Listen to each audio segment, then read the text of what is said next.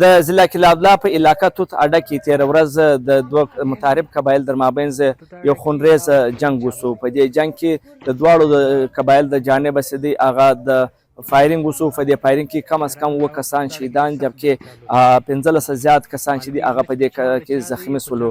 دا جنګ تقریبا د 3 غنټې څخه زیات د توت اډې پر مین روډ باندې شروع و چې د هغه د درېدلو دپاره ډیپټي کمشنر کلا عبدالله ریاض خان داوړ چې دی هغه ځای ته روان و، خو پر هغه باندې ایریل فایرینګ وسولو چې په هغه کې دی او لیویز چې کوم الکاران د سکواډ و هغه محفوظه پاسوله. بیا هم قبایلي مشران علما کرام چې ول هغه سره جمع سو. خو د اف سی د جانب کمانډنټ چمن سکاوټ برګیډ شکیل احمد او اف سی چې ول هغه ځای ته ورسېدل. د هغه بعد چې دی فوري طور پر جنگ بندي وسو.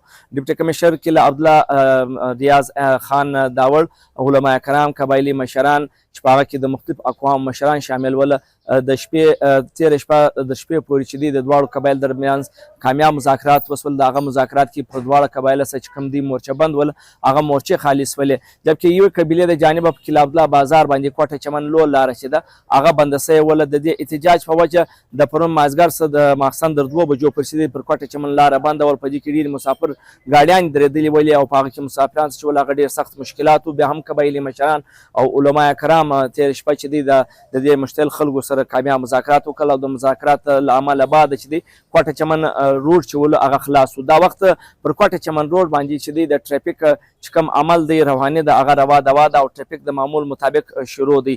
کم کسان چې پرون په شخړه کې مرسي وله د هغو نماز جنازه او تدفین چې کوم عمل دی هغه په کلا عبدالله کې دا وخت شروع دی.